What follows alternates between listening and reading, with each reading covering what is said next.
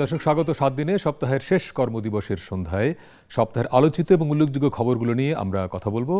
এই সপ্তাহের সবচেয়ে বড় খবর নিশ্চয়ই বিএনপি চেয়ারপারসন বেগম খালেদা জিয়ার চিকিৎসার জন্য লন্ডনে যাওয়া, এবং আপনারা জানেন যে এরই মধ্যে গণমাধ্যমে দেখেছেন তাকে লন্ডন ক্লিনিকে ভর্তি করা হয়েছে একজন অধ্যাপকের অধীনে, এবং চিকিৎসকরা চাইলে তাকে সেখান থেকে যুক্তরাষ্ট্রে নেওয়া হবে। এবং এই ঘটনার একটি বড় বা উল্লেখযোগ্য দিক হচ্ছে যে দীর্ঘ 7 বছর পরে বেগম জিয়ার বড় ছেলে তারেক রহমানের সঙ্গে তার দেখা হয়েছে, সাক্ষাৎ হয়েছে। অনেকে সোশ্যাল মিডিয়ায় রসিকতা করে বলছেন যে বাংলাদেশের বড় দুটি অর্থাৎ প্রধান দুটি রাজনৈতিক দল যে দুটি পরিবারের দ্বারা নিয়ন্ত্রিত বা পরিচালিত হয়, একটি শেখ পরিবার, একটি জিয়া পরিবার, সেই দুটি পরিবারেরই শীর্ষ ব্যক্তিত্বরা এখন দেশে নেই। কেউ কেউ রসিকতা করে বলছেন এটি -2 কিনা। তো আমরা দেখতে চাই এই সপ্তাহের অন্যান্য বড় খবরগুলো কি। চিকিৎসার জন্য লন্ডন গেলেন বিএনপি চেয়ারপারসন খালেদা জিয়া। চিকিৎসকরা চাইলে নেওয়া হবে যুক্তরাষ্ট্রে। 7 বছর পর মা ছেলের সাক্ষাৎ। চিকিৎসা শেষে দেশের মানুষের মাঝে ফিরে আসবেন আশাবাদ মির্জা ফখরুলের। 15 বছরের গুমের অভিযোগে শেখ হাসিনা সহ 11 জনের বিরুদ্ধে গ্রেপ্তারি পরোয়ানা। শেখ হাসিনার ভিসার মেয়াদ বাড়িয়েছে ভারত। রাজনৈতিক দলগুলো বেশি সংস্কার না চাইলে ডিসেম্বরের মধ্যে নির্বাচন, বেশি সংস্কার চাইলে আরো 6 মাস, বললেন প্রধান উপদেষ্টার প্রেস সচিব। মুক্তিযুদ্ধ বিষয়ক মন্ত্রণালয়ের অধীনে আগামী মাসে প্রতিষ্ঠিত হবে জুলাই অভ্যুত্থান অধিদপ্তর, জানালেন তথ্য উপদেষ্টা। আন্দোলনে আহতদের পুলিশে চাকরি দেওয়ার কথা বললেন স্বরাষ্ট্র উপদেষ্টা। আবু সাইদ হত্যায় সংশ্লিষ্টতার অভিযোগে রংপুরের বেগম রোকেয়া বিশ্ববিদ্যালয়ের 71 শিক্ষার্থীকে বিভিন্ন মাত্রায় শাস্তি ও বহিষ্কার। 72 সংবিধান কবর দেওয়ার ঘোষণায় দেশের স্বাধীনতা সার্বভৌমত্বের উপর আঘাতের রসনী সংকেত, বললেন ডক্টর কামাল হোসেন। সংবিধান কবর দেওয়ার বক্তব্যের তীব্র নিন্দা ও প্রতিবাদ জানিয়েছেন 72-এর খসড়া সংবিধান প্রণয়ন কমিটির সদস্যদের সন্তানরা। জনপ্রতিনিধি না থাকায় সেবা বঞ্চিত সাধারণ মানুষ, জাতীয় নির্বাচনের আগে স্থানীয় সরকার নির্বাচন করার সুপারিশ বেশি আসছে, জানালো সংস্কার কমিশন। ভোটারদের বঞ্চনার কষ্ট দূর করতে চায় ইসি।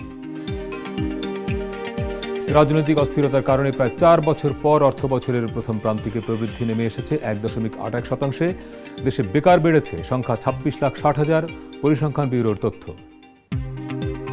মার্চের আগে সবাইকে নতুন বই দেওয়া সম্ভব হবে না। ছাপাখানায় বই ছাপা, পরিমার্জন ও বইয়ের সংখ্যা বেশি থাকাকে দায়ী করলেন শিক্ষা উপদেষ্টা। চলে গেলেন খ্যাতিমান অর্থনীতিবিদ, প্রথম পরিকল্পনা কমিশনের সদস্য, সঙ্গীত শিল্পী অধ্যাপক আনিসুর রহমান। মৃত্যুকালে বয়স হয়েছিল 92 বছর। প্রধান উপদেষ্টার গভীর শোক ও দুঃখ প্রকাশ। এই ছিল এই সপ্তাহের বড় খবরগুলো। এখান থেকে কয়েকটি খবর নিয়ে আমরা কথা বলবো। আমাদের সঙ্গে স্টুডিওতে আজকে আছেন policy analyst major Mohammad Ashrafuzzaman, অবসরপ্রাপ্ত। আশরাফুজ্জামান, আপনাকে স্বাগত। ধন্যবাদ। আমাদের সঙ্গে অনলাইনে আরো 2 জন থাকবেন, আমরা তাদের সঙ্গে একটু পরে পরিচয় করিয়ে দিচ্ছি। আমরা শুরু করি বেগম জিয়ার প্রসঙ্গটা দিয়েই। অনেকে সোশ্যাল মিডিয়া খেয়াল করেছেন যে বলছেন যে 111-এর সময় একটা চেষ্টা হয়েছিল -2, যে শেখ হাসিনা খালেদা জিয়াকে মাইনাস করে একটা নতুন রাজনৈতিক বন্দোবস্ত। এখনও কিন্তু এই সময় সে রাজনৈতিক বন্দোবস্তের কথা বলা হচ্ছে। বেগম জিয়া যদিও গেছেন চিকিৎসার জন্য, আবার একই সময়ে শেখ হাসিনাও দেশে নেই, পলাতক। এটা কি এক অর্থে -2? আমার মনে হয় না যে -2। প্রথমত শেখ হাসিনা উনি পলাতক, সে বিষয়ে কোনো সন্দেহ নেই। আপনি যে টার্মিনোলজি ব্যবহার করেন না কেন, যে উনি চলে গেছেন, আর ইনি যিনি গেছেন চিকিৎসার জন্য গেছেন, এবং এই বৈদেশিক চিকিৎসা, উন্নত চিকিৎসার জন্যে দলের তরফ থেকে, বেগম জিয়ার পরিবারের তরফ থেকে অনেক দেন দরবার করা হয়েছে। প্রাক্তন প্রধানমন্ত্রীর কাছে তারা সরাসরি দেখাও করেছেন, মাঝে মাঝে আশ্বাসও দেওয়া হয়েছে। আমার যতদূর মনে পড়ে একবার বোধহয় আইনমন্ত্রী বলেছিলেন বেগম জিয়া চাইলে কালকেই চলে যেতে পারেন, এরকম কথা বলা হয়েছিল। কিন্তু সেই কথা এবং বাস্তবতার মধ্যে বিরাট তফাৎ। তো ওনার বয়স হয়েছে, কোনো সন্দেহ নেই, বয়সের জনিত কারণে শরীরের কিছু ক্ষয় আছে। কিন্তু গত 15 বছর 9 মাসে উনি মানসিকভাবে যেভাবে চাপে ছিলেন, এবং বিশেষ করে আদালতের রায়, যেটা নিম্ন আদালত থেকে উচ্চ আদালতে গিয়ে রায়ের মেয়াদ বেড়ে গেল, যেটা আমার মনে হয় যে এরকম কোনো ঘটনা খুবই মানে কি বলা যায়, বিরল ঘটনা। এবং আমার মনে হয় না যে পৃথিবীর ইতিহাসে এরকম কোনো আছে যে নিম্ন আদালতে মামলাটি অনেক বড় ফৌজদারি অপরাধের মামলাও না। রাইট। শুধুমাত্র যে হিসাবের, মানে অ্যাকাউন্ট ট্রান্সফারের জনিত একটু সামান্য জটিলতা, যেটা ওনার পক্ষে একজন প্রধানমন্ত্রী হিসেবে টাকা কোন জায়গায় গেল, কোন অ্যাকাউন্টে কীভাবে রাখা হলো, এটা জানা সম্ভব না। তো যাই হোক, একটা ছুতো পেয়ে তাকে যেভাবে নিগৃহীত করা হয়েছে, তারপরে উনি এই বন্দি অবস্থায়, মানে সরাসরি কারাগারে থাকার আগেও তো উনি অনেকটা নজরবন্দি ছিলেন, গৃহবন্দী নির্বন্দী। সবচেয়ে মনে হচ্ছে যে আপনার ওই ওনার বাড়ির সামনে বালু ভর্তি ট্রাক, মাশাআল্লাহ, যাতে বের হতে না পারে। তো এরকম একটা মানসিক নির্যাতনের মধ্যে ছিলেন। ওনার নিজের পরিবারের ছেলে মারা গেলেন, তারপরে বড় ছেলে দেশান্তরী, নাতনি বা পুত্রবধূ এদের সাথে যোগাযোগ নাই। সুতরাং মানসিকভাবে একটা দারুণ চাপের মধ্যে ছিলেন। তারপরেও উনি যে এ পর্যন্ত টিকে আছেন। এবং গণমাধ্যমের খবর যেটি বলছে আজকেই যে তিনি বেশ হাস্যোজ্জ্বল, এই ছবিতেও দেখা যাচ্ছে। এবং এয়ারপোর্ট থেকে, লন্ডনে হিথ্রো বিমানবন্দর থেকে তিনি অ্যাম্বুলেন্সে না উঠে ছেলে তারেক রহমানের গাড়িতে উঠে উনি হাসপাতাল পর্যন্ত গেছেন। ছেলে আবার গাড়ি ড্রাইভ করে নিয়ে গেছে মাকে। তো এটা একটা অসম্ভব সুন্দর একটা দৃশ্য যে ছেলে মাকে নিয়ে যাচ্ছে এবং ওনার চিকিৎসার ব্যবস্থা হয়েছে। আমি একটু পিছনে ফেরত যেতে চাই। আমার যতদূর মনে পড়ে, উনি তো 21শে নভেম্বরে সেনাকুঞ্জের সশস্ত্র বাহিনী দিবসে অংশগ্রহণ করেছিলেন। তো আমার মনে হয় যে 5ই আগস্টের পর থেকে উনি মানসিকভাবে একটু চাঙ্গা হয়েছেন এবং শারীরিক সুস্থতার জন্য মানসিক স্বস্তিটা অত্যন্ত গুরুত্বপূর্ণ উপাদান। এবং আমার মনে হয় যে উনি ওই দুর্বল অবস্থায় অনেকটা রিকভার করেছেন। এখন উন্নত চিকিৎসা যদি হয়। এই ছবিটা কিন্তু সোশ্যাল মিডিয়ায় মোটামুটি ভাইরাল। জি জি, এই যে মা ছেলের যে সম্পর্ক, যেটা চিরন্তন সম্পর্ক, সে যে অবস্থায় হোক না কেন, তো এই ধরনের দৃশ্য তো সবাইকে আপ্লুত করে। মানে আপনি বলছিলেন যে ওনার এই যে 5ই আগস্টের পরে রাজনৈতিক পট পরিবর্তনের পরে মানসিকভাবে সুস্থ হওয়ার কারণে এটার ইম্প্যাক্ট শরীরে পড়েছে, এটা হচ্ছে একটা দিক। দ্বিতীয় দিক হলো তিনি লন্ডনে চিকিৎসা নেবেন, ওখানের চিকিৎসকের প্রয়োজন বোধ করলে জনস হপকিন্সে পাঠানোর কথা যুক্তরাষ্ট্রে। একটা লম্বা সময়ের ব্যাপার। সব কিছু মিলিয়ে আপনার কি মনে হয় যে আগামীর যে রাজনৈতিক গতি প্রবাহ, নির্বাচন নিয়ে যে আলোচনা, অন্তর্বর্তী সরকারের যে সংস্কারের উদ্যোগ, সব কিছুর সঙ্গে খালেদা জিয়ার বিদেশ যাওয়াটা কি কোনো সম্পর্ক আছে? আমার মনে হয় না যে এটা, কারণ এই ওনার বিদেশে চিকিৎসার ব্যাপারে অনেক আগে থেকেই চেষ্টা করা হচ্ছিল। এবং আমি একজন অসমর্থিত সূত্র থেকে আমার সাথে একটু ইন পার্সন কথা বলছিল যে উনি যে এত দূর জার্নি করে যাবেন, সেই শারীরিক সক্ষমতা ওনার একটু কম ছিল এক সময়। যাক, পরবর্তীতে সবকিছু হিসাব নিকাশ করে কাতার আমিরের পাঠানো বিশেষ এয়ার অ্যাম্বুলেন্সে তাকে নিয়ে যাওয়া হয়েছে। আমরা সবাই তার রোগ মুক্তি এবং সুস্থতা কামনা করি। খালেদা জিয়ার প্রসঙ্গ যখন আসে রাজনীতিতে, অঙ্গাঙ্গিভাবেই শেখ হাসিনা। এবং এই সপ্তাহের বড় খবর হচ্ছে যে তিনি সহ 11 জনের বিরুদ্ধে গ্রেপ্তারি পরোয়ানা জারি করেছে ট্রাইব্যুনাল। প্রশ্নটা হলো, ট্রাইব্যুনাল গ্রেপ্তারি পরোয়ানা জারি করেছে, তার পরপরই আমরা খবর পেলাম যে ওনার ভিসার মেয়াদ বাড়িয়েছে ভারত। আবার একই দিনের খবর হচ্ছে যে তার পাসপোর্ট বাতিল করা হয়েছে। অনেকগুলো ঘটনা। আপনার কি মনে হয় যে শেখ হাসিনাকে ইন্ডিয়া থেকে ফিরিয়ে আনা, অর্থাৎ যেহেতু গ্রেপ্তারি পরোয়ানা জারি হয়েছে, আইনি প্রক্রিয়ায়ও ফিরিয়ে এনে তাকে সশরীরে তার বিচার কার্যকর করা, এটি আসলে সম্ভব?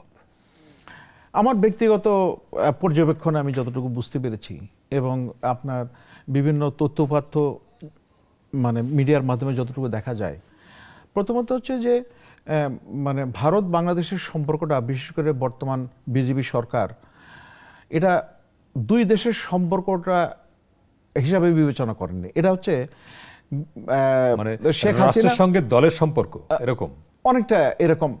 দলের চাইতে ব্যক্তি সম্পর্কটা বেশি সামনে চলে এসেছে। তাদের কাছে ব্যক্তি শেখ হাসিনা অনেক গুরুত্বপূর্ণ, এটা আমার কাছে তাই মনে হয়েছে। শেখ পরিবার গুরুত্বপূর্ণ। আচ্ছা আচ্ছা, সেই গুরুত্বপূর্ণ যদি হয় তাহলে তো ভারত নিশ্চয়ই তাকে ফেরত দেবে না। আমার মনে হয় যে সেরকম কোনো লক্ষণ দেখা যাচ্ছে না।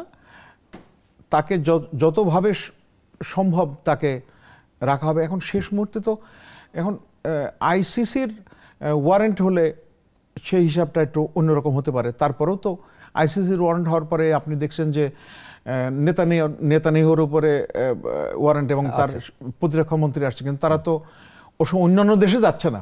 এটা কিন্তু একটা লাভ হয়েছে। এই ওয়ারেন্ট হওয়ার পরে তার ইউরোপের মানে পোল্যান্ডে যাওয়ার কথা ছিল একটা ভিজিটে, but he did not go. আচ্ছা আচ্ছা, যায়নি।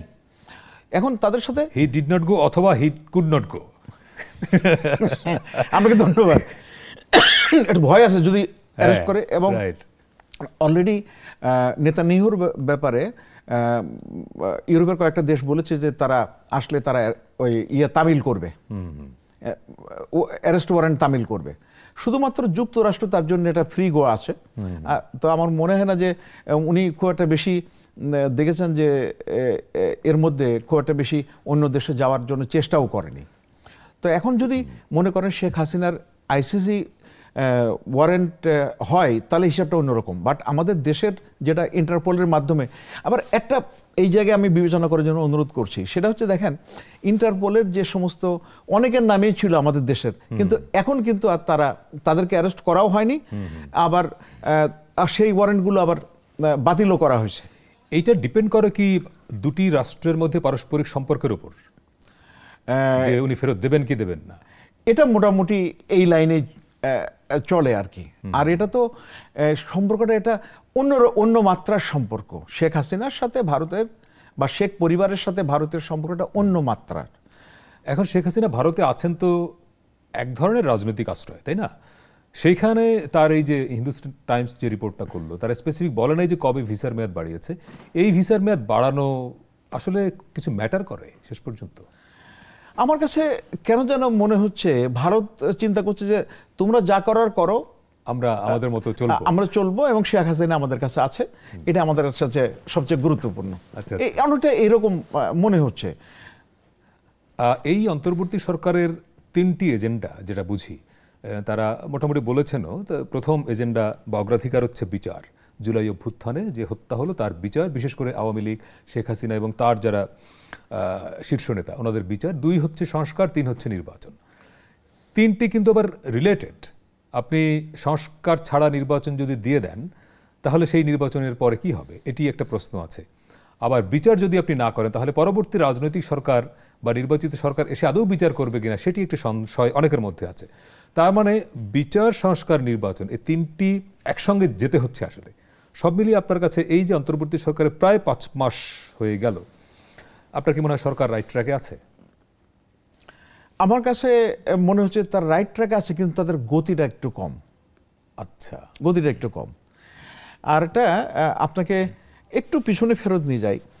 2008-এর যখন সংসদ নির্বাচন হলো, তখন উপজেলা পরিষদের নির্বাচনটা যাতে করতেই হয়, কারণ রাজনৈতিক সরকারের উপরে ছেড়ে না দিয়ে তারা কিন্তু একসাথে দুইটার 29 ডিসেম্বর হলো জাতীয় নির্বাচন, 22 জানুয়ারি সম্ভবত হলো উপজেলা নির্বাচন, রাইট, যাতে করে রাজনৈতিক সরকার যেন এসেও উপজেলা নির্বাচনটাকে আরো পিছিয়ে দিতে না পারে। আচ্ছা আচ্ছা। তো এই একটা উদাহরণ যে রাজনৈতিক সরকারগুলো সংস্কার এবং বিচারের ক্ষেত্রে দেখা যাচ্ছে যে জায়গায় আপনি যদি আওয়ামী সরকারের হিসাবগুলো দেখেন, তারা বিচার ওইটাই করছে যেটাতে তাদের সে জায়গায় রাজনৈতিকভাবে লাভবান হওয়ার সুযোগ আছে, প্রতিপক্ষকে কোণঠাসা করার সুযোগ আছে।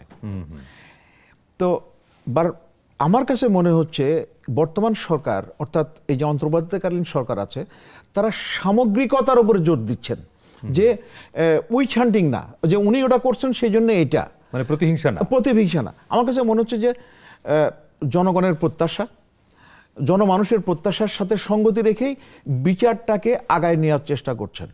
এখন এখানে আপনাকে গতি একটু কম আছে, তার এই সপক্ষে আমি আবার ওনাদের পক্ষে আমি একটা কথা বলতে চাই। দেখেন, গত 15 বছর 9 মাসে কোন সিস্টেমটা ঠিক ছিল সেটা বলেন। সব কিছু নির্মিত করা হয়েছে, এবং সেটা দিয়ে আপনি বিচারগুলো দ্রুত আগায় নেওয়াও কঠিন। আবার বিচার আপনি খুব দ্রুত করতে গেলে অবিচারের সংখ্যাও তৈরি হয়। দুটা কথা আছে, জাস্টিস হারিড, জাস্টিস বারিড, আর ডিলেড, জাস্টিস ডিনাইড।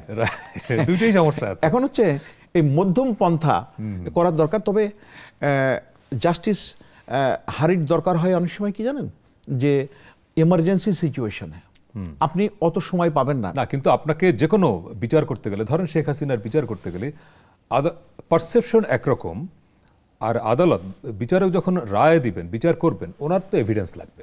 তো আপনার পর্যাপ্ত এভিডেন্স, সাক্ষ্য প্রমাণ ছাড়া তো উনি আসলে শুধু পারসেপশনের উপরে জাজমেন্ট দিবেন না। আপনি একটু কাইন্ডলি যদি কয়েক বছর আগে চলে যান, যে আমাদের যাদের বিচার হয়েছিল এই জামাতের যে মানবতা বিরোধী অপরাধ, মানবতা অপরাধের জন্য, সবচেয়ে মানে বিষয়টা হচ্ছে যে মানবতা বিরোধী অপরাধের আদালত করা হয়েছিল, সেই আদালতে আবার যাদের দ্বারাই প্রতিষ্ঠিত হয়েছিল তাদের বিচার হচ্ছে এখন। আমি গতকাল দেখলাম প্রাক্তন আইন পররাষ্ট্র প্রতিমন্ত্রী ছিলেন তখন কামরুল ইসলাম, যে ওনাকে দেখলাম যে আদালতের কাঠগড়ায়। তো যাই হোক, এটা হয় এখন। তো খুব দ্রুত করাও কঠিন, আবার খুব করাও কঠিন। আর একটা বিচার কোনটা হবে, রায় আপনার স্কাইপ কেলেঙ্কারির কথা যদি আপনি স্মরণ করে দেখেন, যে রায় কোন জায়গা থেকে লেখা হয়েছে আর কোন জায়গা থেকে ডেলিভারি হচ্ছে এবং কতটুকু এভিডেন্সের দরকার আছে। বিচার ব্যবস্থাটা যথেষ্ট পরিমাণে প্রশ্নবিদ্ধ হয়ে গিয়েছিল। নিশ্চয়ই আমরা সেই রকম বিচারের বা সেই সিস্টেমের মধ্যে আমরা নিশ্চয়ই এখন নাই, বা সেই প্রত্যাশা করি। আমরা ছোট্ট একটা যোগ করি, সুকরঞ্জন বালির কথা আপনারা যে কিভাবে গায়েব হয়ে গেল। আচ্ছা, এখন আমি এই প্রসিকিউশনের জন্য চিফ প্রসিকিউটর, আমি ওনার কথা শুনেছি এবং যথেষ্ট কনভিন্সিং, এবং উনি কিন্তু ওই জামাত নেতাদের ডিফেন্ডার কৌশলী ছিলেন। সুতরাং উনি, আমার কাছে মনে হচ্ছে যে না, he is the right man in prosecution, because he knows the law, এবং কোন কোন জায়গায় কি ত্রুটি আছে সেগুলোকে প্লাগ করার জন্য, অর্থাৎ সেই ত্রুটিগুলো বন্ধ করার জন্য ব্যবস্থা নিচ্ছেন। তার মানে আপনি আশা করছেন যে এখানে জাস্টিস হবে? আমি আশাবাদী এবং শক্তভাবে আশাবাদী। জি, একটা বিরতির সময় হলো। দর্শক, সপ্তাহের আলোচিত খবরগুলো নিয়ে কথা বলছি, একটা ছোট্ট বিরতি নিয়ে ফিরছি একটু পরেই, সঙ্গে থাকবেন।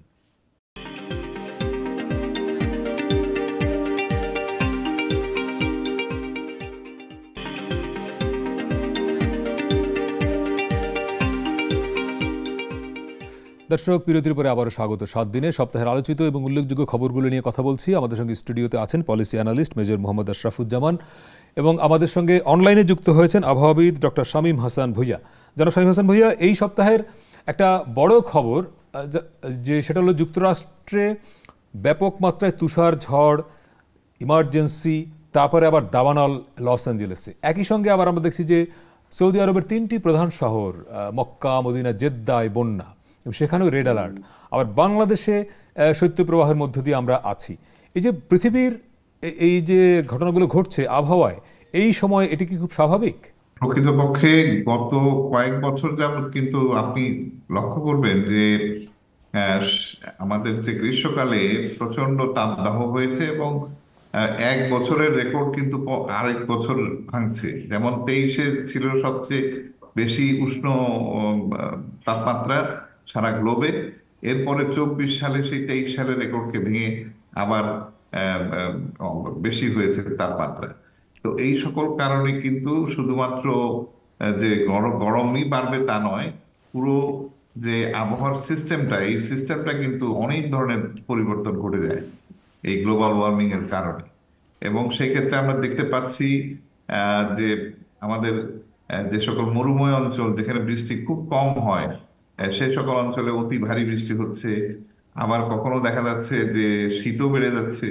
তো কাজেই এই যে গ্লোবাল ওয়ার্মিং এর কারণে যে ধরনের ঘটনা ঘটছে এক্সট্রিম ইভেন্টের উপর, সেগুলো কিন্তু খুব ইউজুয়াল না, আনইউজুয়াল, কিছুটা আনইউজুয়াল। এবং আমাদের যদি এভারেজ আমরা একটা নর্মাল চিন্তা করি, সারা পৃথিবীর যে গত 50 বছর বা 100 বছরের যে এভারেজ নর্মাল, সেই নর্মাল থেকে কিন্তু প্রতিটা এক্সট্রিম ইভেন্টই কিন্তু ব্যত্যয় ঘটছে। এবং আমার ভবিষ্যতে হয়তো আরো এই ধরনের এক্সট্রিম ইভেন্টে পরিবর্তন আসবে। এবং আপনি মরুময় অঞ্চলের কথা বলছিলেন, গত বছরই আমরা দেখলাম যে কুয়েতে, দুবাইতে বোধহয় ভয়ঙ্কর বন্যা হলো, এবং মানুষেরা খুব অর্থনৈতিকভাবে শক্তিশালী একটি দেশ হওয়া সত্ত্বেও নানা রকম ক্রাইসিস আমরা সেখানে দেখলাম। এবং এখন সৌদি আরবের মতো জায়গায়ও বন্যায়, সেখানে রেড অ্যালার্ট। তার মানে কি এই মরুময় অঞ্চল, মধ্যপ্রাচ্যের যেসব অঞ্চল বৃষ্টি কম হয় বা বন্যা হয় না বললেই চলে, এখানে ভবিষ্যতে আরো এরকম ডিজাস্টার বাড়বে, মানে সেরকম সংখ্যা করা হচ্ছে? অ্যাকচুয়ালি এটা একটা গবেষণা যে কোথায় কি ধরনের ইম্প্যাক্ট হবে, কিন্তু আমরা যেটা বুঝতে পারছি যে ওয়েট বা ড্রাই অঞ্চল যেগুলো, সেগুলোতে কিন্তু তার যে বিন্যাস, সেই সেই বিন্যাসগুলো, অর্থাৎ ওয়েট অঞ্চলগুলো, আমাদের বিশেষ করে আমাদের আমাদের অঞ্চলগুলো কিন্তু ওয়েট অঞ্চল, আমাদের ভালো বৃষ্টি পাই আমরা। কিন্তু দেখতে পাচ্ছি যে এখানে যে বৃষ্টির যে বিন্যাস, সেখানে লম্বা ড্রাই স্পেল চলছে। অর্থাৎ প্রায় 20 দিন, 15 দিন, 20 দিন যাবৎ কোনো বৃষ্টি নাই। আবার একদিনে 15-20 দিনের বৃষ্টি কিন্তু একদিনে পাচ্ছি। এই ধরনের কিছু লক্ষণ আমরা আমাদের ক্ষেত্রে দেখতে পাচ্ছি। আর যে সকল ড্রাই অঞ্চল, যে সৌদি আরব বা আমাদের যে আমিরাত, আপনি দেখেছেন যে দুবাই এয়ারপোর্ট এবং অন্যান্য এয়ারপোর্টে দেখেছেন যে কি ধরনের ভারী বৃষ্টি হয়েছে। তো এটাও আবার সেই একই ধরনের লম্বা ড্রাই স্পেলের পরে যে একটা ওয়েট স্পেল আসে, সেটা কিন্তু অতি ভারী বৃষ্টি দিয়ে যাচ্ছে। তো এই কনভেক্টিভ সিস্টেমগুলো কিন্তু ত্বরান্বিত হচ্ছে এবং আমাদের বৃষ্টির যে বিন্যাস, এই বিন্যাসে ব্যাপক পরিবর্তন হচ্ছে। জনাব শামীম হাসান, বাংলাদেশের প্রসঙ্গে আপনি ছিলেন। এই বছরে আমরা একাধিক শৈত্যপ্রবাহ দেখলাম। এবছরের এই শৈত্যপ্রবাহটা আর লম্বা হতে পারে কতদিন? মানে এই জানুয়ারি মাস পুরোটা থাকবে? প্রেডিকশন কি বলছে আপনাদের? আমাদের প্রেডিকশন বলছে যে এবছর কিন্তু ও, খুব বেশি ধরনের তীব্র শৈত্যপ্রবাহ আসেনি। কারণ আমাদের 6 ডিগ্রি টেম্পারেচারের নিচে যে তাপমাত্রা চলে গেলে ওইটাকে আমরা তীব্র শৈত্যপ্রবাহ বলে থাকি। আচ্ছা। আর আহ, এখনো সেরকম আসেনি। আমরা দেখেছি 10-এর পরে যে টেম্পারেচার নেমে যায়, সেটাকে আমরা মৃদু শৈত্যপ্রবাহ বলি। সেই মৃদু শৈত্যপ্রবাহ কিন্তু চলছে, আমাদের এখনো চলছে। যে রাজশাহী, পাবনা, নওগাঁ, পঞ্চগড়, চুয়াডাঙ্গা, এই সকল পশ্চিমাঞ্চল বা উত্তরাঞ্চল বা উত্তর পশ্চিমাঞ্চল অঞ্চলের উপর দিয়ে কিন্তু মৃদু শৈত্যপ্রবাহ বয়ে যাচ্ছে এবং তা কিছুটা বিস্তৃত হতে পারে। কারণ ওদিক দিয়ে একটা হাই প্রেশার বলয় ঢুকছে। কিন্তু আহ, আমরা যেটা দেখি যে কোনো কোনো বছর 8-এর নিচে নেমে যায়, যেটাকে মাঝারি শৈত্যপ্রবাহ বলি, বা 6-এর নিচে নামলে আমরা তীব্র বলি, সেটা এখন পর্যন্ত আসেনি। এবং সেটা হচ্ছে এবার যেটা ব্যতিক্রম দেখছি, যে ঘন কুয়াশার কারণে আমরা কিন্তু কয়েকদিন সূর্যের মুখ দেখতে পাচ্ছি না। অর্থাৎ মিনিমাম টেম্পারেচার শৈত্যপ্রবাহের জন্য আমরা কিন্তু ওটা দিয়ে সংজ্ঞায়িত করে থাকি, কিন্তু ম্যাক্সিমাম টেম্পারেচারে খুব বড় ধরনের প্রভাব দেখতে পাচ্ছি। এবং মাঝে মধ্যে সূর্য না থাকার কারণে মিনিমাম এবং ম্যাক্সিমাম টেম্পারেচার প্রায় সেম হয়ে যাচ্ছে বা পার্থক্য খুব কমে যাচ্ছে। অর্থাৎ কুয়াশা থাকার কারণে আমাদের যেখানে 24 ডিগ্রি বা 26 ডিগ্রি সেন্টিগ্রেড তাপমাত্রা এখন ম্যাক্সিমাম থাকার কথা, সেটা চলে আসছে 13-14 ডিগ্রি, মানে অর্থাৎ প্রায় 12 ডিগ্রি সেন্টিগ্রেড ড্রপ করছে দিনের বেলা। যার জন্য দিনে হাড় কাঁপানো শীত হচ্ছে এবং মানুষের শীতের অনুভূতি বাড়ছে এই বছরে, যেটা আমরা দেখতে পাচ্ছি। জনাব শামীম হাসান ভাই, অনেক ধন্যবাদ আপনাকে আমাদের সঙ্গে যুক্ত হওয়ার জন্য। আমরা বিরতিতে যাওয়ার আগে জনাব আশরাফুজ্জামান, একটা বিষয়, আপনার বাড়ি যে অঞ্চলে, চুয়াডাঙ্গা, আমরা প্রায় দুটি কারণে গণমাধ্যমের সংবাদে তাকে দেখি যে প্রচণ্ড গরমের সময় দেখি যে ওখানে সবচেয়ে মানে সর্বোচ্চ তাপমাত্রা রেকর্ড হয়, আবার ঠান্ডার সময় দেখি যে অনেক মানে নেমে যায়। আপনার শৈশব কৈশোরের স্মৃতিতে এই ওয়েদারটা কেমন? আচ্ছা, আপনি খুব সুন্দর প্রশ্ন করছেন। তবে আপনি মনে করেন ওই অঞ্চলের মানুষের মন মানসিকতা, মেজাজ কিন্তু আবার এরকম আবহাওয়ার সাথে এরকম আপ ডাউন করে না। ওটা মোটামুটি ইয়ে থাকে আমাদের এলাকায়, রাইট। তবে একসময় আমাদের এলাকাটায় আপনার ওই যে রাত বাহিনী বলে একটা কথা ছিল, তো ওটা এখন আর ওইভাবে ইয়ে নাই। আমাদের টেম্পারেচারটা, আমি জিওগ্রাফি আমাদের মরহুম সালাউদ্দিন সিনহা আমাদের পড়াতেন, তো উনি বলতেন যে যে জায়গায় একটু বালুকাময় কঙ্করময় এলাকা থাকে সেই জায়গাতে আপনার টেম্পারেচারটা মানে ফ্লাকচুয়েট করে, অর্থাৎ কম বেশি হয়, রাইট।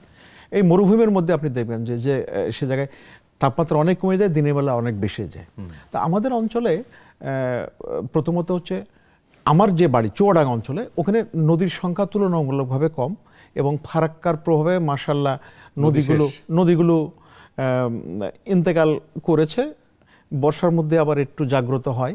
তো এর ফলে আপনি দেখেন ওখানে গাছপালারও কিন্তু, যেমন নারকেল গাছগুলোর কিন্তু ফলন আগের মতো হচ্ছে না। কারণ সে তো পুষ্টি পাচ্ছে না, পানি পাচ্ছে না, পানির লেয়ার নিচে নেমে গেছে। সুতরাং এই প্রভাবজনিত কারণে আমাদের এই টেম্পারেচারটা ইয়ে করে। আমি যশোরের আমাদের থেকে ওই একই লাইনে যশোরেও কিন্তু আপনার টেম্পারেচার আপনার ফ্লাকচুয়েট করে, এরকম করে, এবং সেখানেও কিন্তু ওই যে ভূমির বিন্যাসটা, গঠনটা একটা গুরুত্বপূর্ণ ফ্যাক্টর। রাইট। আরেকটা বিরতি নিয়ে আসছি দর্শক, আরেকটা ছোট্ট বিরতির সময় হলো, ফিরছি একটু পরেই, সঙ্গে থাকবেন।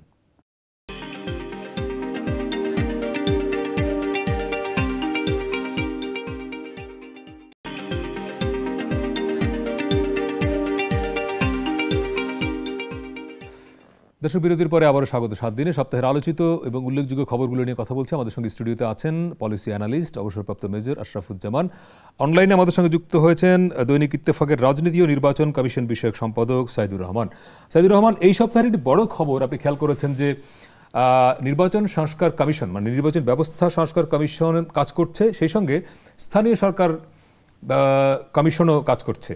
সেই কমিশনের যিনি প্রধান অধ্যাপক তোফায়েল আহমেদ একটি সংবাদ সম্মেলনে বলেছেন এরকম, যে তারা অনেক প্রস্তাব পাচ্ছেন, সুপারিশ পাচ্ছেন যে জাতীয় নির্বাচনের আগে স্থানীয় সরকার নির্বাচনটি যাতে করে ফেলা যায়।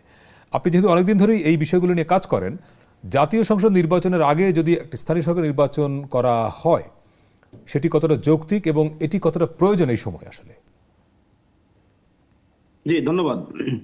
আপনারা জানেন যে স্থানীয় সরকার সংস্কার কমিশনের প্রধান ডক্টর তোফায়েল আহমেদের পাশাপাশি আমাদের মাননীয় প্রধান উপদেষ্টা, উনিও গতকালকে বলেছেন জাতীয় নির্বাচনের সাথে সাথে স্থানীয় নির্বাচনের প্রস্তুতি চলমান।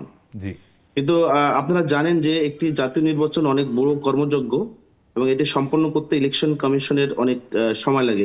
মানে ন্যূনতম জাতীয় নির্বাচনের প্রস্তুতির জন্য 6 মাস আমরা বিগত সময় দেখেছি। যে কোনো জাতীয় নির্বাচনের আগে 6 মাস তারা তাদের অন্য স্থানীয় সরকারি নির্বাচনে তারা সম্পৃক্ত হন না। এবং আপনারা জানেন যে এবার ভোটার তালিকা নিয়ে আমাদের কম বেশি আলোচনা আছে, ত্রুটি বিচ্যুতি আপডেটের কথা বলা হচ্ছে, হালনাগাদ হয়ে নাই গত 24 সালে। ইলেকশন কমিশন ইতিমধ্যে খসড়া ভোটার তালিকা প্রকাশ করেছে 2রা জানুয়ারিতে। তা 2রা মার্চ চূড়ান্ত ভোটার তালিকা প্রকাশ করবে। আমি যদি 2রা মার্চ থেকে 6 মাস ধরি, তাহলে কিন্তু আমাদের আলটিমেটলি মনে করেন প্রায় আগস্ট সেপ্টেম্বর চলে যাচ্ছে। মানে এদিকে আমাদের প্রধান উপদেষ্টা উনি কিন্তু 16 ডিসেম্বর জাতির উদ্দেশ্যে বলেছিলেন ছোট সংস্কার হলে 2025 সালের ডিসেম্বরে উনি জাতীয় নির্বাচন করতে পারবেন, আর মোটা দাগে যদি সংস্কার করা হয় সেক্ষেত্রে 2026 জুনে উনি জাতীয় নির্বাচন করার কথা বলেছেন।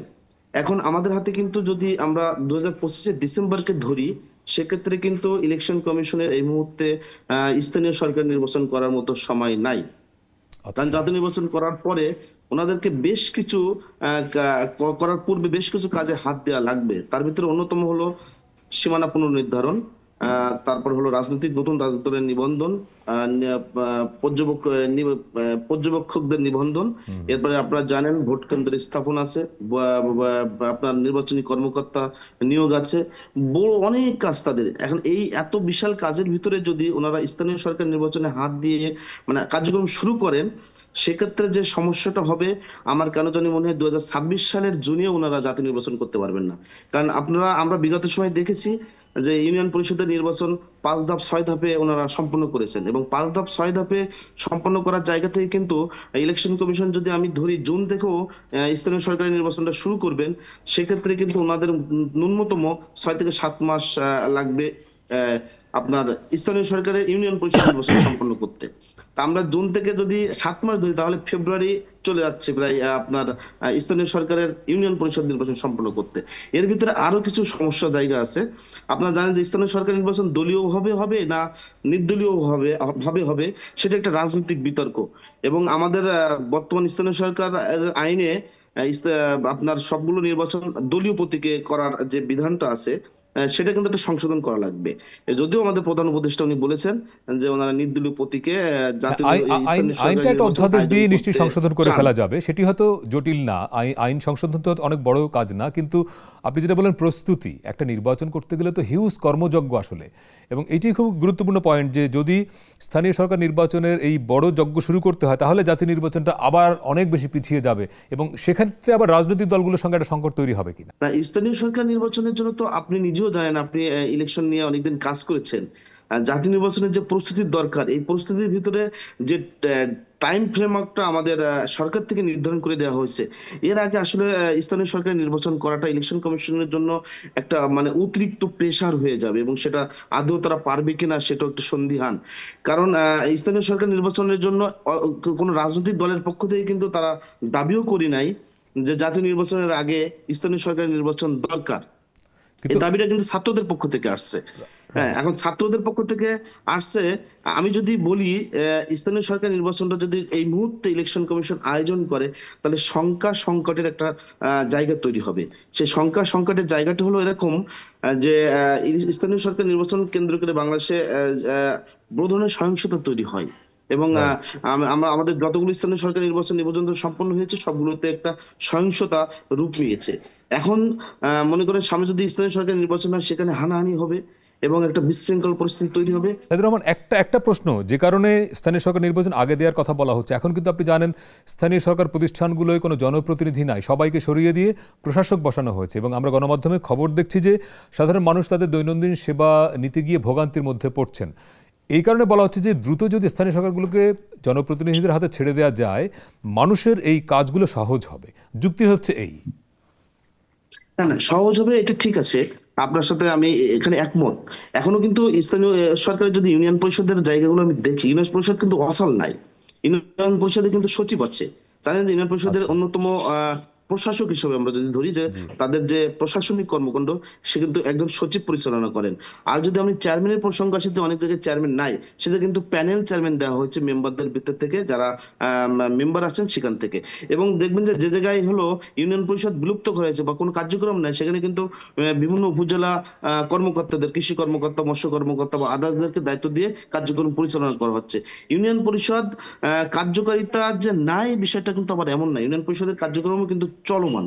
কিন্তু আপনি যদি জাতীয় নির্বাচনের আগে স্থানীয় সরকারের এই ইউনিয়ন পরিষদ নির্বাচনে হাত দেন, তাহলে আমি বলবো যে আমাদের জাতীয় নির্বাচন করার যে টাইম ফ্রেমওয়ার্কটা গভর্নমেন্ট থেকে নির্ধারণ করে দেওয়া আছে, সেই সময়ের ভিতরে আপনি জাতীয় নির্বাচন করতে পারবেন না। বিশেষ করে আমি যদি ডিসেম্বরে তো সুযোগে নাই, আপনার 2026 সালের জুনেও আমাদের বাংলাদেশে জাতীয় নির্বাচন হবে না।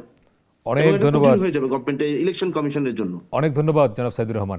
জনাব আশরাফুজ্জামান, আপনার কি মনে হয় যে সাইদুর রহমানের যে বিশ্লেষণ, এটা আপনি একমত নাকি মনে হয় যে আসলে? আমি আমার দ্বিমত আছে। দ্বিমতটা এই জন্যে, আমি যখনই এই নির্বাচনের কথা আসে এবং সংস্কারের কথা আসে, আপনি চিন্তা করেন আবু সাইদ দুই বাহু মিলে যে বুলেট বরণ করে নিয়েছিল, এটা কি শুধু একটা নির্বাচন করার জন্যে? আপনি নিশ্চিত থাকেন আমাদের দেশের প্রেক্ষাপটটা অন্যান্য অনেক জায়গার থেকে আলাদা। একজন এমপি তার সেই আসনে উনি রাষ্ট্রের সর্বময় ক্ষমতা, মানে উনি যা বলবেন তাই, এবং আমার কাছে মনে হয় ওই এলাকার জন্যে দেশের যিনি নির্বাহী প্রধান তার থেকেও বেশি পাওয়ারফুল। কারণ পাওয়ারফুল নির্বাহী প্রধানের কিন্তু তার একটা জবাবদিহিতার জায়গা আছে, লোকজনের আছে, কিন্তু উনি কিন্তু ওনার মতো করে চলতে থাকেন। আপনি টেকনাফের কথা ধরেন, আমার এলাকারও মোটামুটি এরকম চিত্র সব জায়গায়। আর আপনি গোলন্দাজ, আমাদের মিলিটারিতে আবার গোলন্দাজ মানে আর্টিলারি বলা হয় আর কি, তো গোলন্দাজের কথা শুনছেন আপনি? ঢাকার অনবিলম্ব একবারে কাছে শামীম ওসমান সাহেবের নাম শুনেছেন?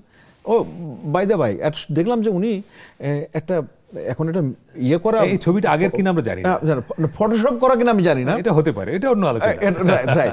তো সেই শামীম ওসমান সাহেবের আমরা কথা জানি যে তার কথাটাই হচ্ছে আইন। তো যেহেতু সংস্কারের একটা পর্যায়ে আছে, ওরাও তো এক ধরনের নির্বাচন। কারণ যদি আপনার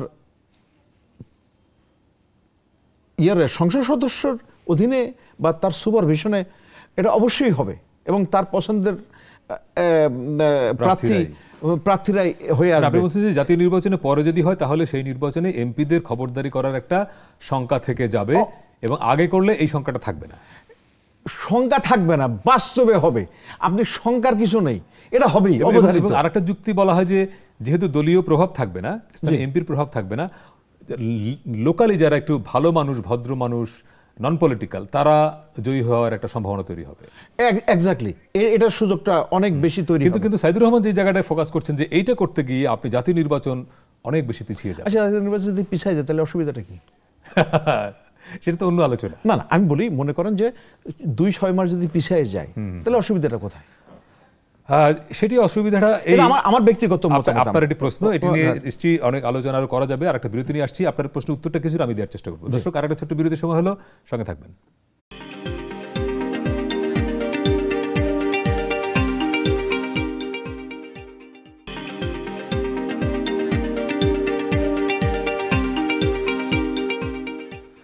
বিরতির পরে আবারও স্বাগত 7 দিনে। সপ্তাহের আলোচিত উল্লেখযোগ্য ঘটনাগুলো নিয়ে আমরা কথা বলছি। আমাদের সঙ্গে স্টুডিওতে আছেন পলিসি অ্যানালিস্ট অবসরপ্রাপ্ত মেজর আশরাফুজ্জামান।